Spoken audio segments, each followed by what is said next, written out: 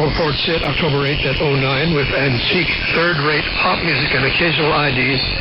Fair signal. It's on the air weekends only in USB, which strips the bass and lower mids audio so you can't hear any electric bass or bass drum. The resulting sound really tinny, hardly conducive to a predominantly music program station. You'd better click on the stream from their website instead. And the third one is on 5055 4KZ in Innisfail, Queensland. October 8th at 0940, the strongest of the three, fairly good signal, and always the first to fade in. It relays 4KZ AM with the History of Rock and Roll show, local ads and news on the hour, sign off at 10:10.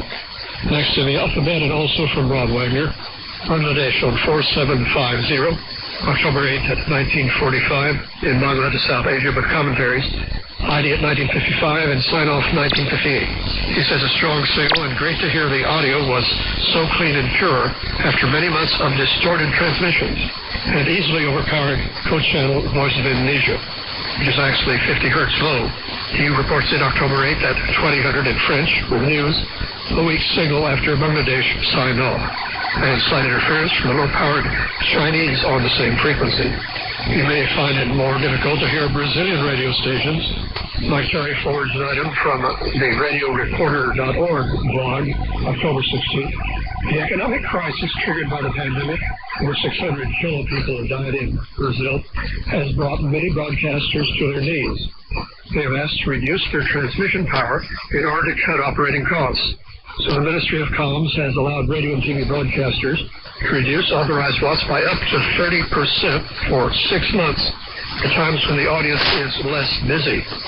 Doug Brown in Ontario notes that the CRTC has published a long list of CBC radio and TV stations across the country whose licenses have been renewed, including the two shortwave stations, CKZN in Newfoundland and CKZU in Vancouver, but both of which have been off the air for several years from 6160. He says, I wonder if this means CBC is keeping its options open, or it may just mean that someone was just too lazy to update the list before submitting its application for renewal.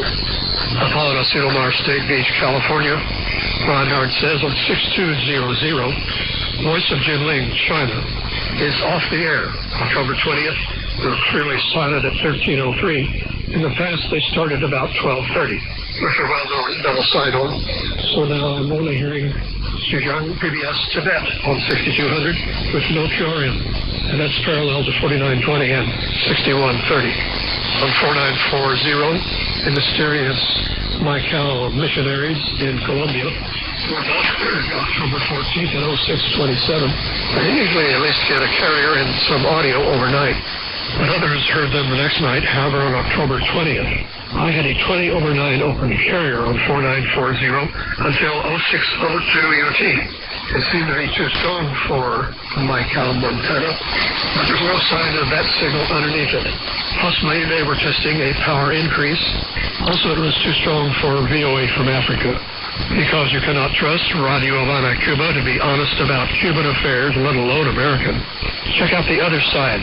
This is recommended, the Diario de Cuba website, and it's available in English, DIARIODE-Cuba.com.